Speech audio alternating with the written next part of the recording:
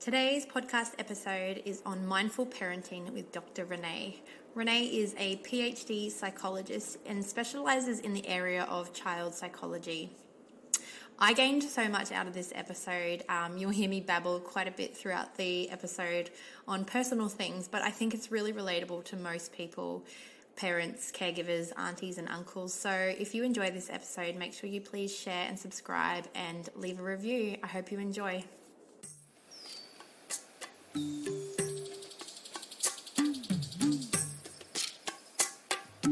A space for conversation around women's health through the lens of naturopathic and Eastern medicine.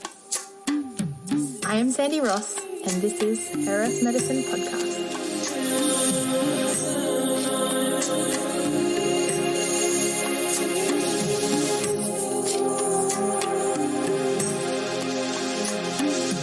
This podcast is multi-leveled. Episodes for patient education to graduate practitioner level. Thank you for tuning in, and I hope you gain value from this episode. Okay, welcome to the Her Earth Medicine Podcast, Dr. Renee Cachia. Thank you. Thank you for having me. Thank you so much for joining us today. And today we're going to be chatting all about how mindful parenting and meditation practices can help to create parenting freedom with yourself, who is an expert in this area. Do you want to maybe start by just giving us a bit of background about how you became a specialist working with mindful parenting? Yeah, absolutely. I'd love that. I guess it goes back to my early studies in psychology. And when you're studying to be a psychologist, you start with a bachelor and then you go on to do like an honours year, which can be also called it's a fourth year in psychology. And then you have to choose where you want to sort of specialise in after that in your master's. So it's a long journey of minimum of 6 years. And I decided pretty early on in my studies that I wanted to specialise working with children.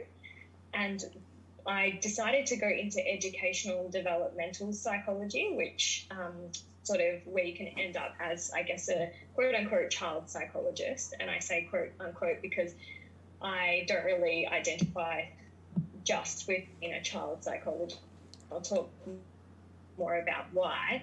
But it is my area of specialty. And as I was studying my master's, and I ended up upgrading that to do my Ph.D. as well, I was also working as a therapist. So I got a job really early in my studies when I was doing my bachelor, working with young children with autism, doing sort of like holistic early intervention, applied behaviour analysis, and going into the homes of these families who had children with autism and, you know, really, really different family environment. So it was such an incredible learning experience. And I was trained by a really incredible psychologist named Tender, who is big in the behavioural space and really brought a lot of the early intervention for children with autism to Australia. So she's been really incredible. But that was where my passion for working with parents and supporting parent stress started, because I was observing just these incredibly high stress levels in the home, and we were kind of the therapists that would go in to the house and help the parents manage the child's behaviour, and we would actually do the therapy and implement therapy, you know, up to 20-30 hours a week with the children.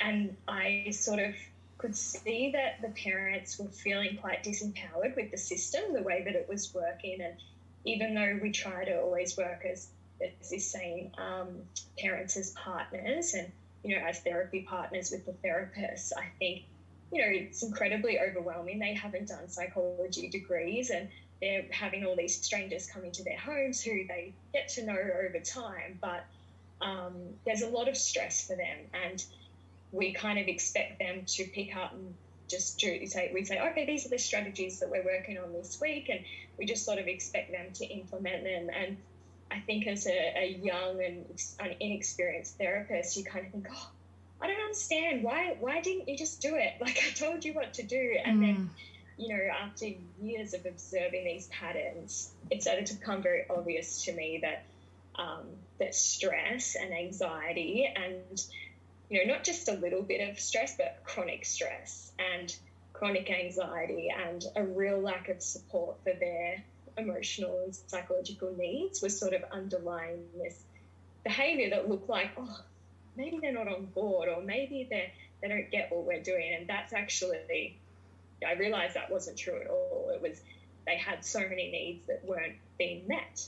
And that's where I became very passionate about looking into mindful parenting and how we can better support parents as part of a child's program, whether it's a child with autism or a child with ADHD or anxiety, or, children who don't have a label or, diagnosis, which is completely fine as well. All parents, I think, need support with stress at times.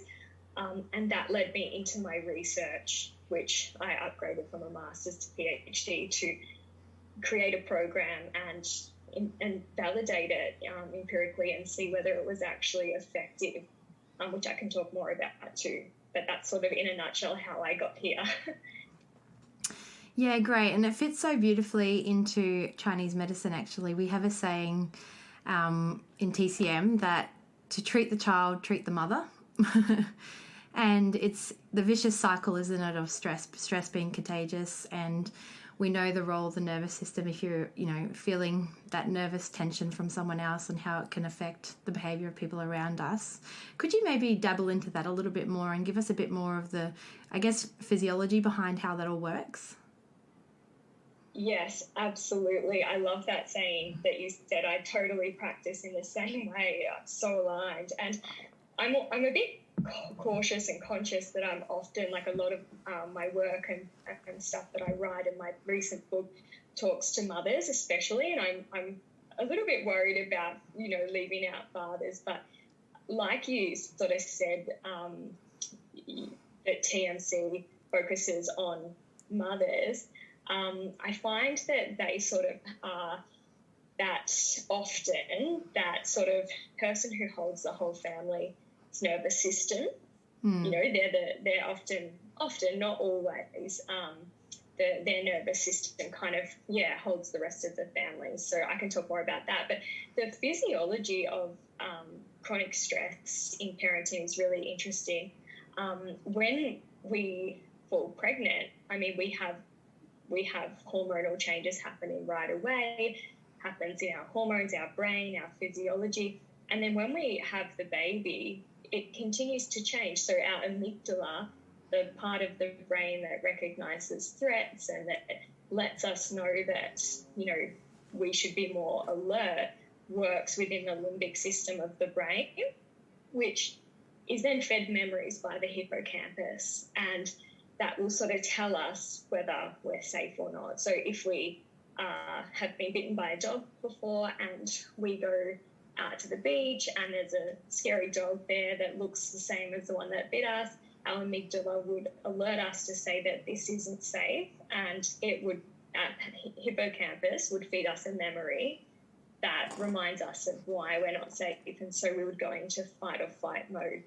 And anything that is not imminent for our current survival would shut down, as you would know. So our digestion, is not a necessity right now. That will shut down.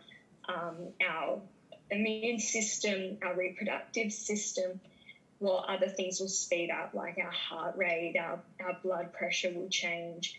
We'll have blood pumping through our body, adrenaline, cortisol, and all of these stress hormones. So that's really useful when we do need to actually run away from a really scary dog that might bite us. But it's really unhelpful when it's happening in day-to-day life. And the reality is that a lot of the time we're being triggered by our children first thing in the morning, trying to get them to school on time. Sometimes it's like the trigger, that scary dog, is actually the clock. And we're trying to get out the door on time, or we're trying to get our child to listen or to follow instructions, but our body is in this fight or flight response where, from all our body knows from a physiological perspective, we're about to get eaten by a tiger. But in reality, we're going in and out of this response all the time. So I think a lot of the time that mothers who, have all these changes where their amygdala becomes extra sensitive so that they can respond to their baby and their baby's cues, and then their toddler, and then they might have another baby. Because they're constantly in this state of stress, it almost spirals to a place where, the amount of parents who might have, say, 2 young children or toddlers, and they're just not able to break this cycle of stress, because it's just been getting worse and worse over many years. And something that we know is that the stress and triggers are cyclical. So once we're in that pattern and we wake up in that state, we might have 20 triggers a day and little releases of hormones. We wake up the next day and it continues. It doesn't just disappear. Even if we go on a holiday, or if we do something, go get a massage, it might reduce for a little bit.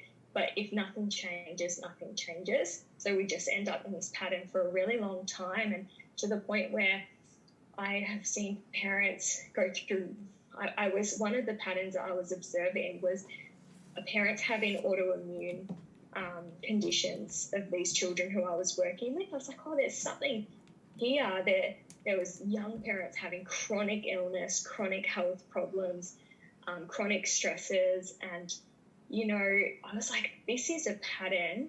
And, obviously I'm sure that your work, recognizes the inflammation and the chronic stress that leads to not only psychological health problems, but also physical health problems as well. Yeah, definitely. I definitely see a pattern there from how cortisol, I guess, is that main dominant stress hormone there, and how that can affect so many systems within the body, from the gut to the hormones to the moods of the child, anxiety, and so on and so forth. But I guess the other thing that I was just wondering about that you could dive into with what you were just saying there is what the end result of everything you just discussed is the chronic guilt that mothers feel after all that, the stress that we put on ourselves, I guess, around our children, the organisation, the constant need for perfection to try and keep on top of things in the day-to-day life that we live, which is so, it's just pressure that we put on ourselves. It's a perception, isn't it? There's no real danger. But yeah, so I guess at the end of all that, like, I personally can experience that after a couple of clinic days, and I'm just like, military mum, okay, everyone brush your teeth, have a shower, let's get to bed, read a book, wake up, have the clothes out. And then if they're not following my orders, I'm not that calm, cool, collected mum that I might be on, for example, my Thursdays and Fridays when I'm not in clinic. And then, by the end of my Wednesday clinic days, I might be feeling pretty guilty that I've been such a hostile mum. So what are some of the tools that maybe we could implement into that cycle to try and, I guess, break that depletion that can come from the end of that? I'm only into 6 years of parenting, but one of my patients that I just spoke to prior to chatting with you, who's over in the States, she's late 50s, she's got a couple of teenage daughters, and she just said 19 years of putting herself last and putting her children first, and now she's getting all this negative feedback from her parenting from her daughters, and it's causing her depression, and it's like something we need to do to fill ourselves up to stop that end result being that we're so depleted and depressed at the end of giving everything that we do for our children. Oh, there's so much to unpack there. Sorry. Absolutely. Okay. So, thank you for sharing honestly and candidly. And I think really anyone who has children who says that, it's not stressful, it's all joyful 24/7 is probably not being truthful. So, it's nice that I think on podcasts and the way that we share information, we're getting in the habit of being more honest about what the struggles are, even when we are feeling really grateful and, all the gratitude and joy that comes with being totally as well. So I think it's important that we're all really honest. And let's start with your example of your client. And, I think there are a lot of mothers and fathers, but when I say mothers, just please know that we can use that interchangeably with parents as well.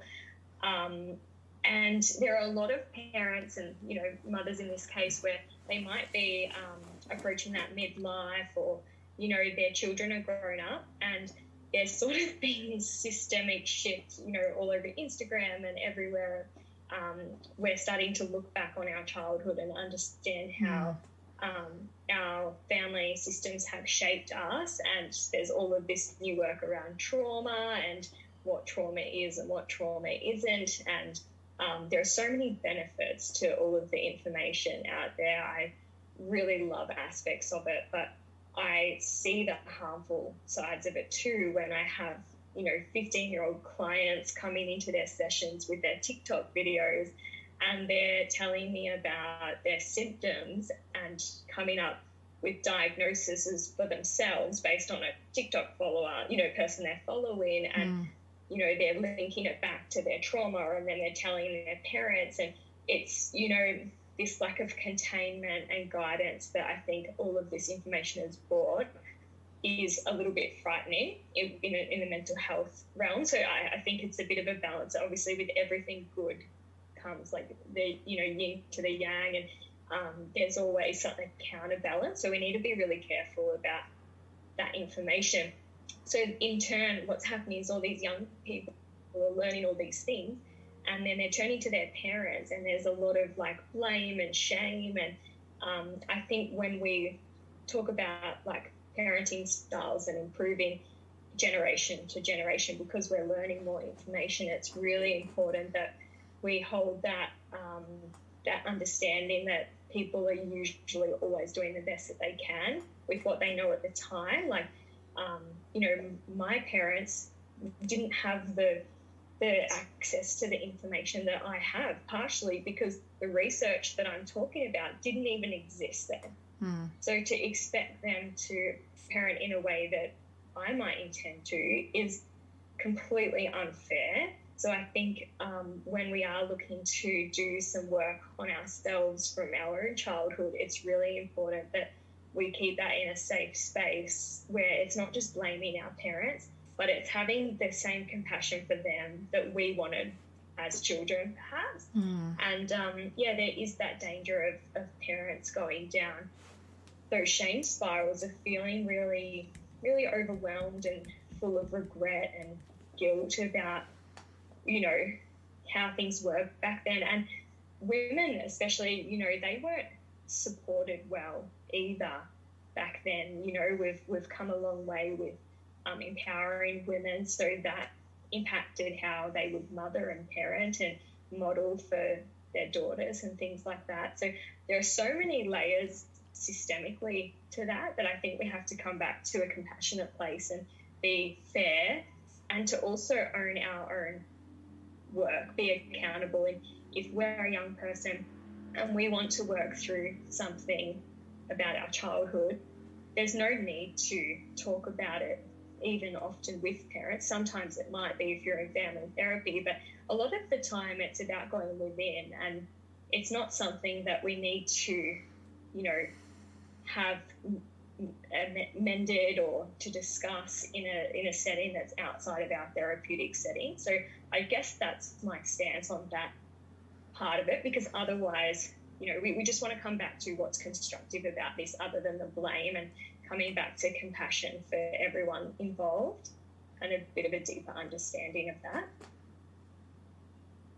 And going back to what you mentioned about your experience of the more busy you are when you're in clinic, you're coming home, you really need people to follow the routine, right? On those days when you're in clinic. And then, Thursday, Friday, I can do this mindful parenting thing because I have time and space and everything's feeling flowy. So I think one of the things that I would just recommend to parents is to just, have that self-awareness that that's their needs on those days. So Monday, Tuesday, Wednesday are those days. And I totally relate to that, because on my clinic days, I'm just a bit more tense and a bit more rigid around my routine and schedule. And when you're working with people and you've got appointments, it doesn't feel good to be running late, or to be, because then if your first one runs late, the rest of your day runs late, it creates a bit of an anxious, antsy feeling for the day. But when it comes to parenting, I think the best thing to do is just bring awareness that this is my need today, and that sometimes when kids aren't following what we need, it's because it's not their need, it's not on their mind, and sort of reminding ourselves that we're feeling this because this is our trigger, and working through that trigger in a way that sort of helps us to self-regulate, to recognize why, and to build rhythms and routines that support us around that, whether it's like, you know, I drop the kids off half an hour earlier than what I need to, just so that you've mentally got that time to drop them off, to sit in the car and do 10 minutes of deep breathing before you go into that clinic space where you're expected to hold that space for other people. Then I know that as a therapist it can be hard, but when we're frazzled, like, hey, I need to self-regulate so that I can hold this for all my clients who I have today. Yeah, sometimes I feel like I could just send my kids to bed fully dressed for the day with their shoes and socks on, and my morning would flow really easily. But yeah, it's definitely around the awareness, and I guess having compassion, like, it's a big one that stood out to me. Kids it's not their role to wake up and get dressed and be rushed off somewhere. Their role as a child is to have fun and play, and so I guess the compassion is the biggest thing there, and relatable to like my client that we were discussing before, you know, with her children and how they're putting a lot of blame, I guess, onto her. And there's a really good TED talk by Kristen Neff, Dr. Kristen Neff. I'm not sure if you're familiar with her, and it's on self-compassion. And that, you know, makes so much sense, that talk, because it's all connecting back to when we're critical on ourselves, that then is stimulating our fight, flight, freeze response once again. And then it's just putting ourselves back into that vicious cycle. So I really highlight the compassion that you just threw out there, because that's a huge thing for us all as parents to constantly give to ourselves, not just to our children, but to ourselves, for sure. So thank you for sharing that. Yeah, absolutely. And yeah, I definitely recommend Kristen Neff's work, and that is the perfect resource for parents who are in that state. And I guess I also would say to that, you know, that 50-year-old who's experiencing that, to know that they are still the parent now. And you know, in some of my work, it's about having practices that helps us to get out of our own I stories and ego about our life, and the I stories that we create are part of who we think we are and how we define ourselves. So if that mother defines herself as, you know, I was a great mother and I was this, and, you know, my life had meaning because I raised these children in this way, and then they're saying, well, no, you didn't. I'm not happy with how you did it.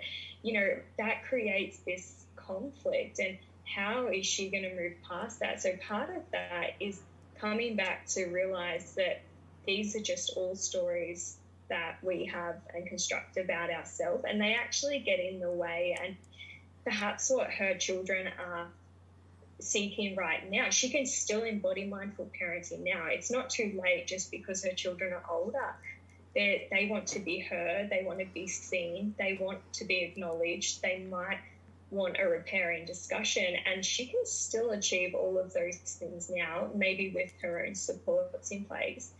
But it doesn't mean that it's too late to repair. There's a lot of self-compassion that we have to hold for ourselves as we move through that process. But she's still a mother, and she can still role model how to be able to hear that feedback and not sort of create this story about being a bad mother and giving it extra meaning. Practices like meditation can really help with that, because it helps us to get out of this part of our brain, which is in the default mode.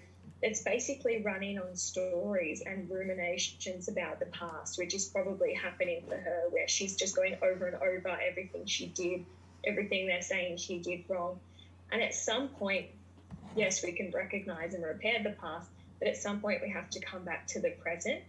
So she has this opportunity to model this for her children now, regardless of what has happened in the past. She has this new opportunity again and again to come back, model for them how to accept. And sometimes acceptance means accepting that our children's reality is different to our reality. So in the case of your children, you know, like you said, they want to play, they don't care if their shoes are on, they want to, you know, do whatever they want, have a fun morning, and you're like, I need you to get your shoes on and get in the car and let's go, you know.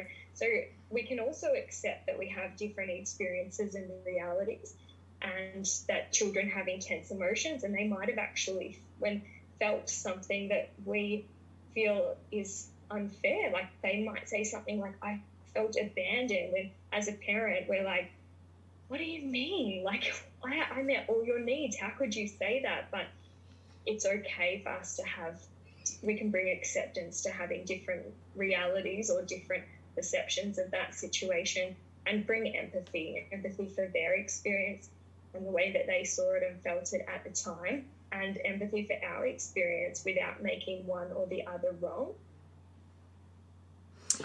So practices like meditation and stuff can help us to come back to that place where we're not so obsessed with being right or proving them wrong, because we need to maintain our identity of being a good parent. We can kind of get past our ego in that way and reconnect with our children at any age, if that makes sense. It does, yeah. Thank you for going into all that. Would a good way to perhaps, sorry to bring it back to my story, but I think this might be good for many listeners, because I'm sure I'm not alone with my morning routine situation with young children. But I guess with the mum guilt, like I was talking about, that can come at the end result of organisation, having young kids, trying to get them to school, do the lunches, do all the things, is perhaps, you mentioned acceptance and empathy. Would we be communicating this to our children? Like, I know you'd like to be playing now, however, mummy's got to go to work so we can do X, Y, and Z, or something like that. Like, what are some little practical tools in the moment we can do so that perhaps later on we don't have that kind of mum guilt that comes up? Yeah, absolutely. That's a really good question. And that's exactly right. Like, I think being able to slow down a little bit so that we can actually tune into their emotional state or their agenda at the time, and recognize what they might be feeling or experiencing. So like you said, I know that you want to go and have fun now. That makes sense. I'd love to come and play with you, but redirection to what you need them to be doing. Using language like that is always great. If it's in a sense, it's that's a sort of a lighter example where no one's sort of in conflict or melting down, but it's obviously harder to do when maybe the children are fighting, or one of them is having a tantrum and we need to get out the door because our heart's racing and we're just like, we might just yell and we're like, get in the car, and it's harder then, but actually more important. So recognizing their emotional state and labeling that. So I know you're really angry. You look really distressed. This is really hard for you. I understand you don't want to go right now, but here's why we need to. And giving them words and language is a really useful way to support them through those transitions, because one of the things that children do when they have these intense emotions that they can't self-regulate often without a parent to help them co-regulate, is when we don't give them any words. So we're not helping them to label their emotions. We're not saying, you look worried, or I understand why you feel anxious, or, this happened and that was overwhelming for you. They're actually creating these stories in their mind or in their subconscious. So let's say in the morning, if you yell or snap at the kids and you just like, get in the car, there's a big rupture, they leave, they go to school, everything's, you've said things you regret, you're driving to work, you feel really guilty, then the child goes off and they will create a story about what happened. Oh, I'm a bad child, I'm always getting in trouble. But if we give them those words of, I'm feeling a little bit rushed right now, it seems like you want to do something else, but this is why we're getting in the car, you're creating the story about what's happening for them. So this is something that we can do with children when they're anxious, or when we're setting behaviour boundaries with them, is helping them to create a helpful story. Because when children come back 15 years later and they're like, I felt abandoned, you were so angry, maybe that was their experience, that they made up in their mind or that they experienced in their mind, but we could have avoided that by tuning in and explaining the different perspectives and different why the boundary is in place. And I love telling parents to explain a boundary because it holds the parent accountable to understand why they've got it. So, for example, if they're like harping on about like, go pick up everything in your room right now, and then, I'll ask them to explain why they might hold that boundary. And when the answer is constantly, because I said so, because I said so, because I said so, we can recognize that we're in the habit of nagging. We've fallen into that trap of just nagging, they ignore us and we get frustrated, which is not helpful for anyone. But when we can articulate that Mondays are a busy day for mum, I really need you to do this by this time, I'm going to come back in 10 minutes so that we're on track, we have a good sort of understanding of why we're setting these boundaries with children, which I think helps us to realise and to come back to recognising when our interactions are becoming very transactional with kids. Like, as you would know, on those days when you're busy, things can very quickly get transactional, quickly get in the car, we've got to go here, we've got to go to sport, and there's no room or space for connection, versus on the days when you've got more space and you kind of have those times to connect. So I think it's good for parents to have these little practices that help to flag, like, oh, there hasn't been much connection lately, let's find a way to bring it back into our routine. Yeah, okay, that's really helpful. I feel like I'm getting a lot out of this conversation. This is great. Thank you, Renee. What about with the timeline of things? Like, where do we set time to basically, I guess, have these clear intentions and boundaries discussed? Is it in the moment that it works best? Is it something we might do like a day before a situation's coming up where we know we need to, I guess, like before the school week starts, for example, or before we're going to a certain event or something? Where does it work? Where does it fit in best for the child to really digest and understand what the, communication boundaries are required of them? Yeah, it's a really good question. And I think really it depends almost entirely on the child, their age, their developmental stage. Some children are super forgetful compared to others. It completely depends on the child and their routine and what we're working on. But I think more importantly, a good question to ask is, how do the parents create that space to reflect and work out when they need a circuit breaker?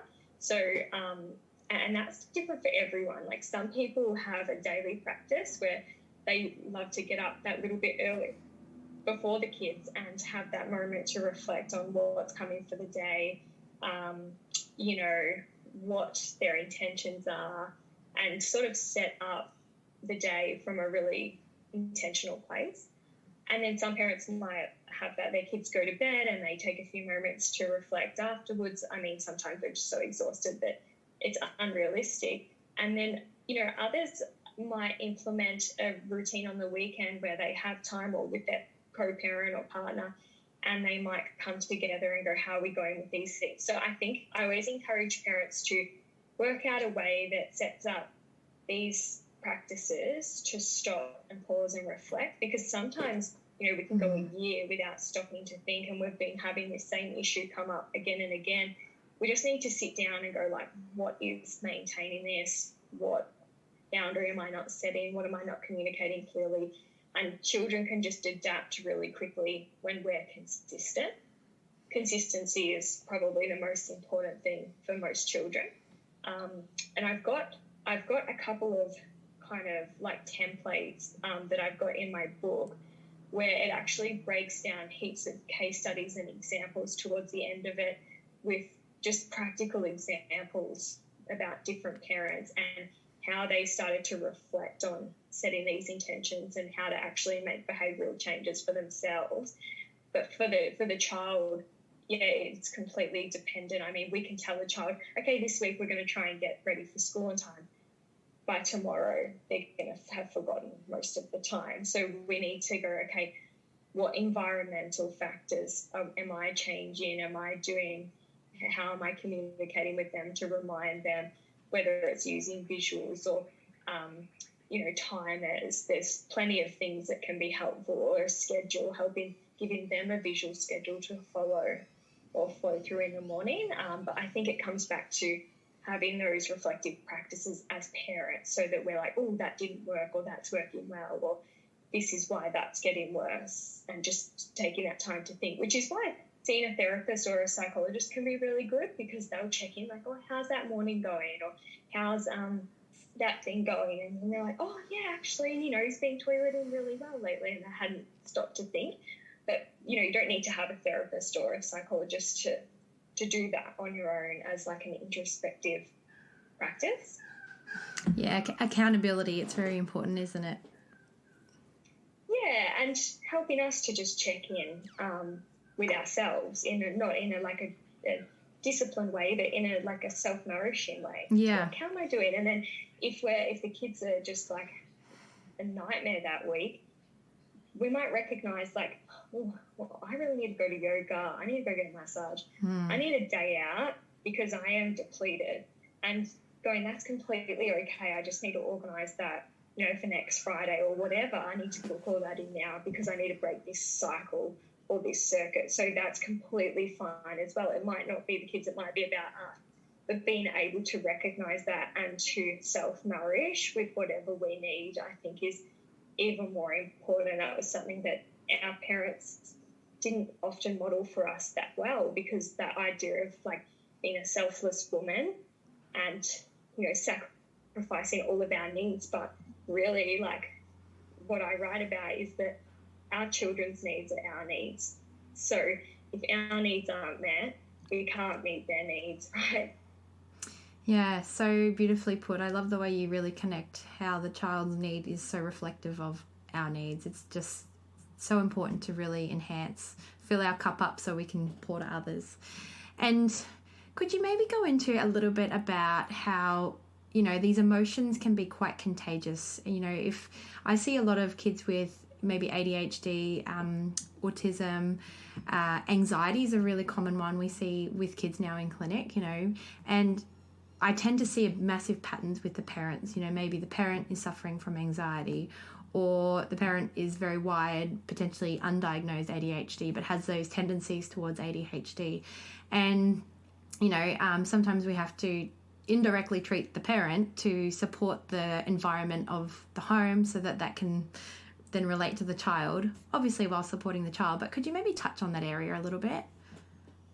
Yeah, absolutely. I'll start by talking about a little bit of research that I came across when I was researching some of the work on this contagion between parent-child anxiety.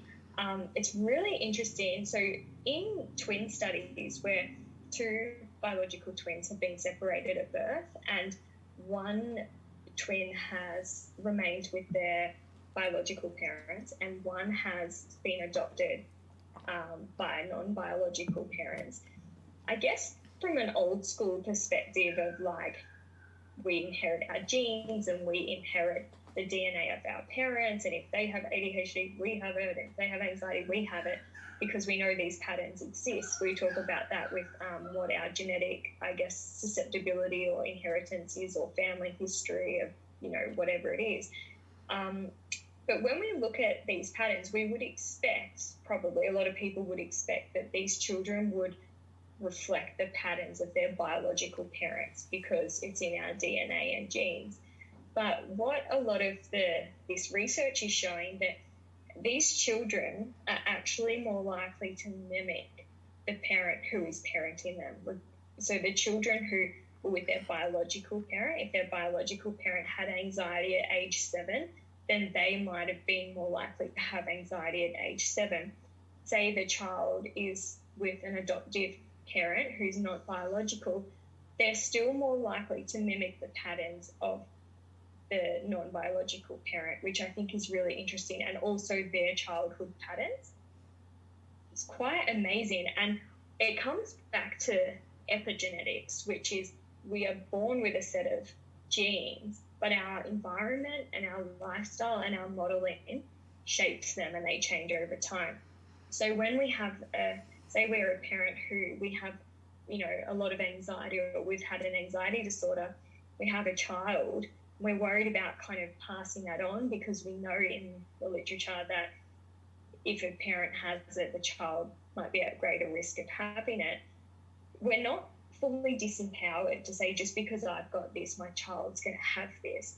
Because if we are able to seek treatment, therapy, to implement, which I think with things like anxiety, it's very holistic, treating our nervous system, working with our nervous system, learning practices that help us to regulate. If we're able to address that in a way where we're not sort of projecting our anxiety onto our child, and to manage that with the right supports in place, then that can definitely be a way to, I guess, support the child's mental health. And we've got to remember that, you know, a lot of parents would meet a criteria for something. We're all human and we might all have symptoms, but having that self-awareness of when our anxiety is getting really bad, or if we do have ADHD as a parent, recognizing how that impacts our parenting and bringing in supports around what that looks like. So it might be like, for example, a lot of people with ADHD or adults might tell me they find it really hard to keep their house organized, and, you know, the family's a bit chaotic. So it's like, okay, well, what do you need to support that? It might be a psychologist or therapist, or it might be a cleaner once a week or a fortnight. It might be someone to help you calm and get organized every fortnight with your calendar, or a visual system that works for you. So sometimes it's really practical supports that we need. It's just having that willingness to recognize how it affects us, how we can set up structures and supports in a way that will help our children and parenting too, if that makes sense. Oh, totally, yeah. And it makes so much sense. My older sister has ADHD, and she's quite happy with the way she has her home, which to me is chaotic and would create chaos in my head. But that's how she has to function. You know, everything is visual to her. She can find things, she can do things. But, you know, for me personally, my mind space is chaotic if I was in that. So I need to have that kind of calm, clean environment. And personally, I probably have some of those ADHD tendencies because a lot of my family members have them. But epigenetics has come into it, where I've really taken hold of meditation, yoga, diet and lifestyle, acupuncture, breath work, and, you know, creating a space for my mind to feel calm. Otherwise, I am in that chaos story. And, you know, it also brings it back to, I guess, with our mindful parenting, you know, or if we want to practice mindful parenting, or if we practice mindful parenting, because I guess the highlight reel of social media can also really create extra stress for us as parents too. You know, like, kind of digressing a little bit, but you know, my sister will happily put half-naked children playing, you know, mess everywhere, where my perception of the ego comes through with having to, you know, I guess not put that stuff on social media. But coming back to, you know, the support network, like if I've got a tidy house, I've got that support, you know, I'm quite comfortable and happy with allowing myself to be a bit more vulnerable. And that then reflects on my children. I know they're going to be more calm if I'm more calm, but it's I guess it's where everyone's at with what they need, with what works with them. But yeah, like I find, I don't know where I'm going, but basically coming back to like the environment, like you said, getting a cleaner in and having that house nice and tidy will help someone with that kind of mental aspect, versus, you know, if the house is constantly chaotic, going and seeing a counsellor might not be what they need right now. They might actually really need that actual physical support with getting their house tidied and organised so that they can calm down, and then their children can be reflective of that calm environment. Yeah, you know, exactly. Yeah. You're exactly right. And I think what you were kind of getting at is that we all have different values. So for a parent who is maybe doesn't mind a bit of chaos, is a bit more spontaneous, likes the messy play, like maybe their values are around adventure and spontaneity, and you know, they don't really value order and calmness. You know, it's just different values. It's not right or wrong. Versus I definitely feel like I'm personally a lot more like you, with liking a little, clean environment. I'm very aesthetic. I like my home to be very calm because it's calming for my nervous system. We all have our own, preferences that help us to feel regulated. So I think it's important to be clear on our values as to that's okay that we have different values, but also recognizing that when we become too rigid in any way, that's where we start to fall out of balance. So for the person who's really loves spontaneity and things like that, they need to be careful that if they fall too far out of balance, that children do need some sort of routine and they need some sort of structure. And then when we don't have any of that, because we're just ignoring it, we're avoiding the mess, we're just leaning into the chaos because it sort of feels comfortable, that can negatively affect children, and they might be a bit all over the place with their emotions, especially if they have a different temperament to the parent. And then coming back to people who might be more like me and you, who like that more structured, calm, clean environment, and then we can go out and play and stuff.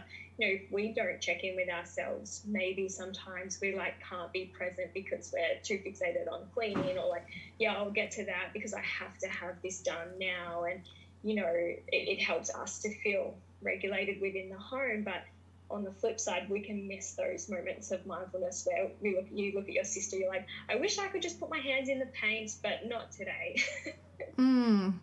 Yeah, no, you define that so well, because I sometimes wonder about, the whole mindful parenting, this whole world now around mindful parenting. What is it really? Because you've got these beautiful mums on Instagram, they look so together, they're so boho, the house is all organised, but they're doing all these creative craft plays with leaves and all that sort of stuff. And, and I think, when I do that, it just becomes, chaos for me, really. Like, stuff gets everywhere and I'm always like, so I have to set up a place for that to actually be allowed in the environment that I don't mind all that happening, versus like my sister who, I wonder if she'll tune into this episode, but, she'll constantly just be posting things which is just complete chaos in her home, and she's so okay with it. So, the highlight reel around mindful parenting, I feel like she quite mindfully parents in a way that works for her, versus the way that works for me is a very different thing. So what do you think the definition of mindful parenting actually is?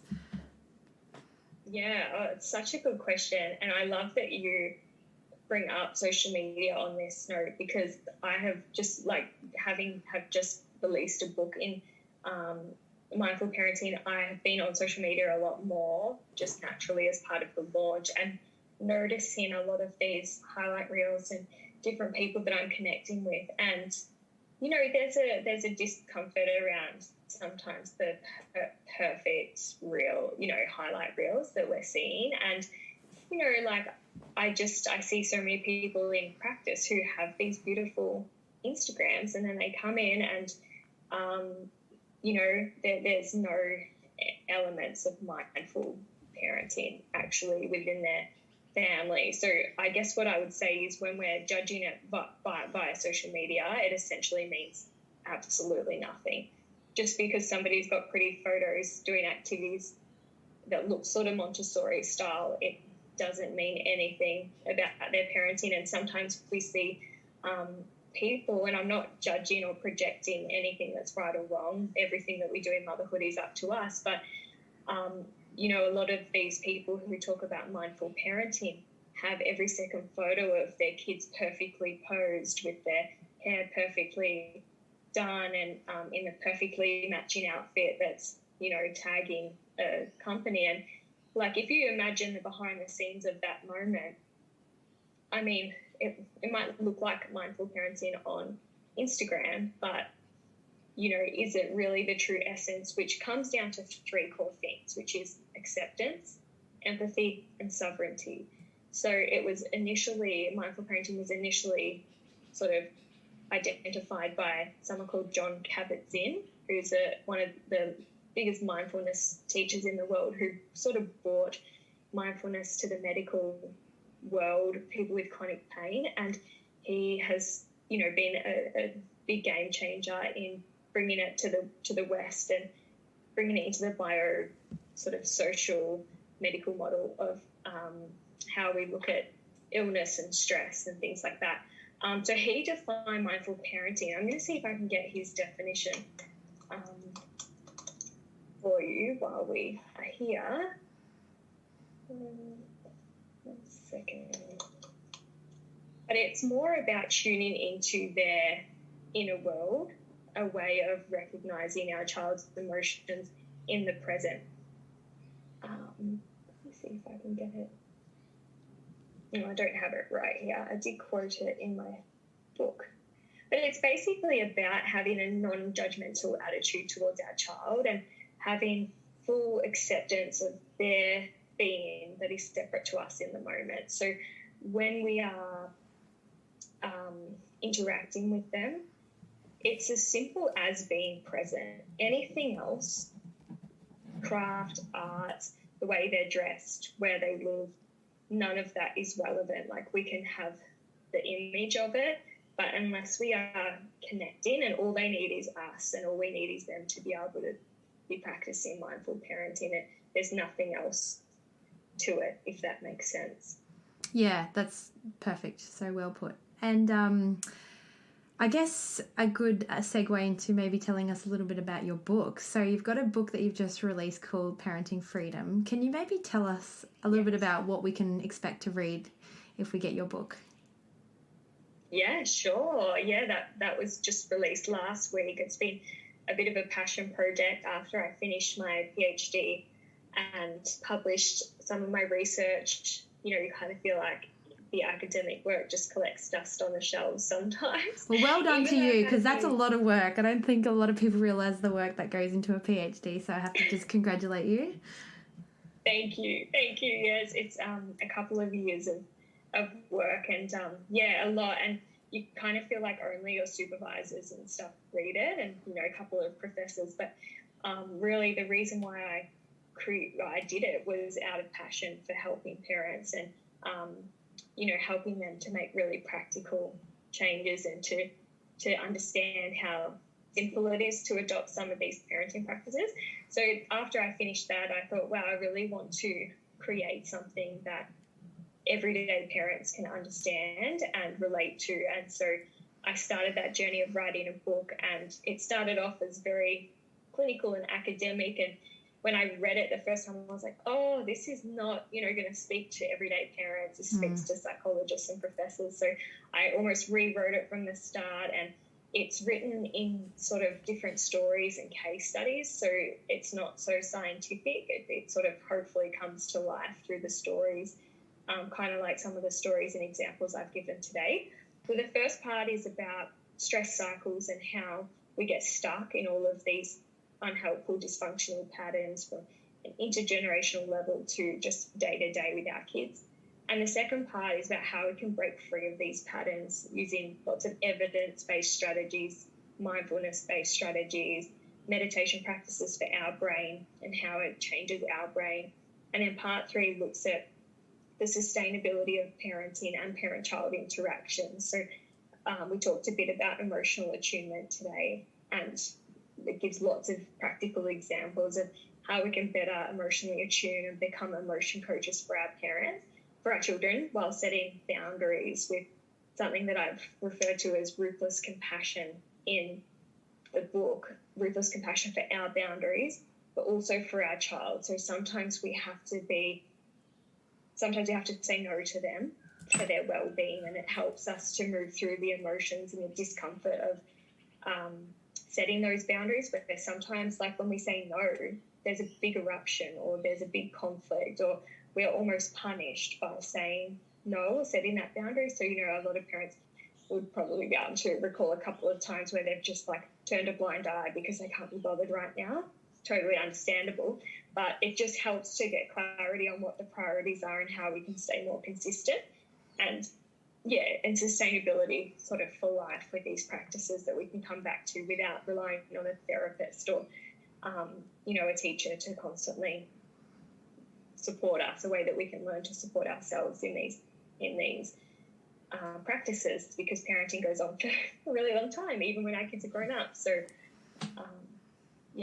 those skills. Sounds wonderful. Where can our listeners find it?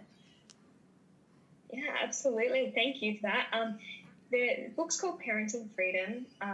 It's on Amazon for Australia and the US. It's on the Book Depository and lots of other major online book retailers.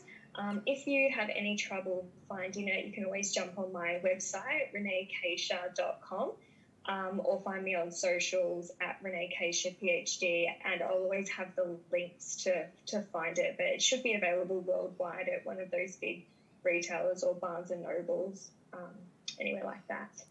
It sounds like a book that every parent really needs. Oh, thank you. And I would love to hear from people once they've read it, like any reflections or if they change their perspective on something in parenting. I'd love to hear. And I always say with any parenting book, there should be an audio book available. Is there an audio book available yet? There is? There is one that has been recorded. It isn't available yet, but it will be over the next few months, because I know that it can be hard to sit down and get the reading in, and I narrated it myself, so I'm really excited to share that. So yeah, if anyone's sort of interested in on Audible or an audio book, keep an eye out on my socials and I'll announce when it is available as well. Okay, great. Renee, thank you so much for taking the time out and squeezing us in just before the birth of your first baby. I've really got a lot out of this conversation, and I'm sure the listeners will also. So I just want to say a big thank you for joining us today. Thank you so much for your well wishes, and thank you for having me. It was so great to unpack these topics with you.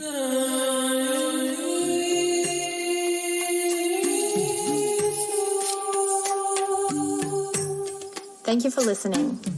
I have been a practitioner of naturopathic and Chinese medicine for over a decade. I have a master's degree of health science, and I am an academic lecturer at Australia's leading natural medicine college. I am available worldwide online for bookings. Simply go to sandyrosshealth.com.